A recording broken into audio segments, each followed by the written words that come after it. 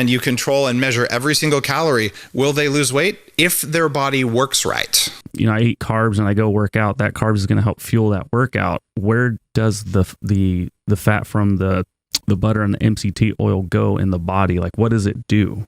Got it.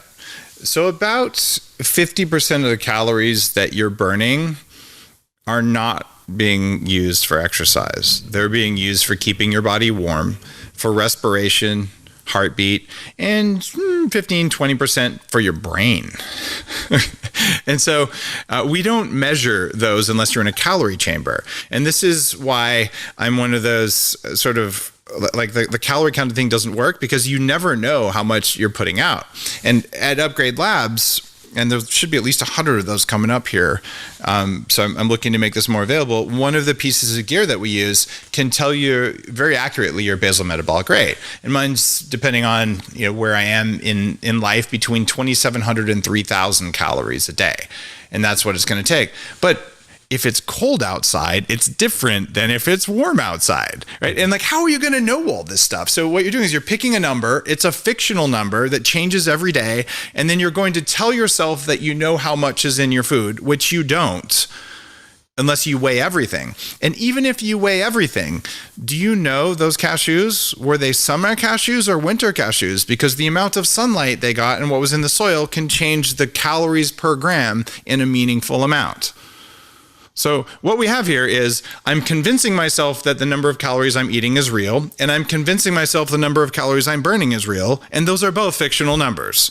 That said, you lock someone in a calorie chamber and you control and measure every single calorie. Will they lose weight if their body works right? We've all heard that to get optimal sleep, you should cool your room down to 68 to 69 degrees. But that's not all you need to do. And that's why we've partnered with 8 Sleep mattresses. Now they have the Pod Pro and the Pod Pro Cover. And the amazing technology of this mattress allows you to cool the mattress down to 55 degrees or to have it as warm as 110 degrees. But the great thing is that the temperature changes through the night based off of your actual body temperature to make sure that you get the most restful sleep possible. You fall asleep 32% faster and you move around 40% less when you're actually asleep. It's amazing. And Andrew, how can people get it? Yeah, this is amazing technology that actually changes its temperature based off of your sleep cycle. There's no other technology like it anywhere else. To take advantage of this, head over to 8sleep.com/powerproject. That's EIGHT sleep.com/powerproject. And you guys will receive $150 off this amazing technology. Links to them down in the description below. Let's get back to this video. If they have hormone problems, they still won't lose weight. And I have very knowledgeable doctors who've been on my podcast saying that that's the case. So a working system should lose weight if it has less calories than it expends, but it won't, because it'll turn down calorie burning. And at the end of the day, you can create a torture chamber where someone might lose weight eventually, but it's not going to be anywhere near the same rate. So where does the fat go? Well, MCT oil cannot, okay, so let me be accurate here. There's 4 kinds of MCT oil. Okay, the cheapest and most abundant MCT oil is called lauric acid. It's a C12. It can be stored as fat. It is basically sold as an MCT oil. Companies like Onnit will put it in there and tell you it's good for you. The problem is it actually doesn't metabolize like an MCT oil. The name MCT came from a chemist, not a biochemist. It should be categorized as a long chain fat, but it's so cheap and abundant, we do fracking with it. We take coconut and palm oil, we break it into its little constituents, and we take that one that there's so much of it, we put it everywhere. They make soap out of it, or they inject it in the earth to get natural gas out, or you sell it and tell people it's good for them if that's how you roll. I don't do that one. So that's the very abundant MCT in coconut oil. So I'm going to take that one off the list. There's 3 MCTs left. Okay, one of them, C6, is the disaster oil. It's the disaster pants oil. Yeah. So that one, you do not want C6. We're not going to be eating that stuff. So we take that one off, and we only have 2 left. And I swear I'm not going to flip you guys off. I was like, is he going to do it? So I was like, how am I going to do this, right? Okay, so what's left is C8 and C10. So we're going to take. There, I did it. We're going to take Impressive.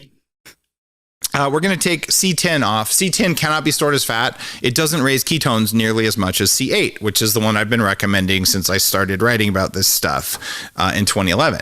So C8 5 years after I started, like, I can feel the difference. Studies came out at UC San Diego that showed C8 raises ketones way more than anything else. And both C8 and C10 cannot be stored as fat. C6 won't be stored as fat because you'll shit it out. And C12 will be stored as fat. So basically, the MCTs that I would recommend using can only be metabolized for energy. They don't go into fat. So that's pretty cool, right? And then you're saying, okay, what about the other calories? You need a teaspoon of butter in order to get the molecular changes in the water. That's what, 36 calories or something? And you can go up to, several tablespoons. And some of the highest dose recipes I've talked about are 400, or more accurately, 360 calories. For the first 2 years of going bulletproof, you are going to have a craving for grass-fed butter. You're going to just be like, oh my God, I need it. And I'll put as much in my coffee as I can. Like it's hard to put words to it, but it's like an addict. And I finally figured out why. The half-life of fat in your body is about 2 years. It's 700 and something days. So what's going on here is you have too much omega-6 fat in your body. Your cell membranes, more specifically your mitochondrial membranes, and the cardiolipin, which is one of the major energy-making parts of those, is full of bad fats. And the second the body gets a chance to say, you mean I can have some stable saturated fat in there instead of this unstable omega-6 that you've been feeding me in excess? It makes you crave the butter. And after 2 years, you've replaced half the fat in your cell membranes with stable functional fats that are saturated. And then all of a sudden you wake up one day and go, I only want a teaspoon of butter. I only want 2 teaspoons of butter. I don't need that like I did. So that's a very long answer to your question. And the answer is, where does it go? It can go in metabolically, and the body says, now that I have the building blocks to make healthy cells, it will burn calories to fold proteins and change your cell membranes. Okay, it takes energy to do that. So where do we account for that with calories? Well, you're rebuilding the body, but you're not rebuilding more muscle. You're rebuilding the batteries, the power plants, the manufacturing plants with better building components. So that's where some of the butter goes. And the rest of it can go to fat, but what's going to signal the storage of fat? Insulin that wasn't present. You put out a famous tweet. You either said calories are dumb or calories are stupid, and it just flamed everybody. Everybody went crazy over it. But it sounds to me that you're maybe just saying that it's not maybe a super accurate account of what's happening. But it does appear to me, and appears to a lot of people, that it can be effective to track what you eat and to pay attention to the overall amount of energy that you consume, even though there's a lot of nuanced stuff, like food labels can be quite a bit off, and totally. Our energy output could be way off. But is it fair to say that like somebody could lose weight if they're tracking their calories and paying attention to it, and maybe previously they weren't doing that? You can lose weight by tracking your flavors too. If you actually take a piece of paper and you write down bitter, sweet, sour, salty, and savory, and you just track each of those on each of the meals, you'll lose weight. How so? Because awareness of what you're eating helps you lose weight.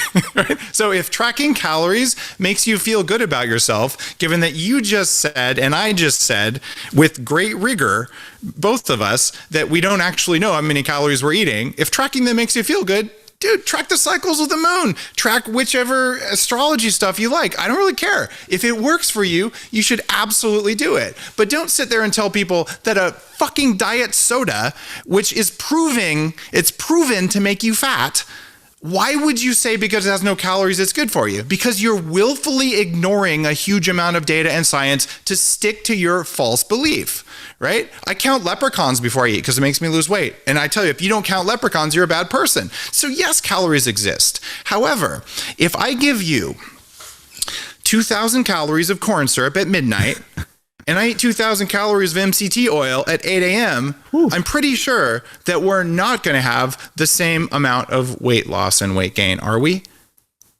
Okay, so it's not the calories, it's the timing, it's the composition. And I don't mean calories don't matter. There's lots of studies that show overfeeding is bad for you. But since you can't count calorie consumption accurately, you can't count calorie use accurately, why are we focused on calories again? Hey, you, before you leave, listen up. I need you to like, comment, and subscribe to this channel. Also ring that notification bell because we continue to bring you peak content. So don't leave us hanging. Like, comment, subscribe, ring the notification bell, and we will see you soon.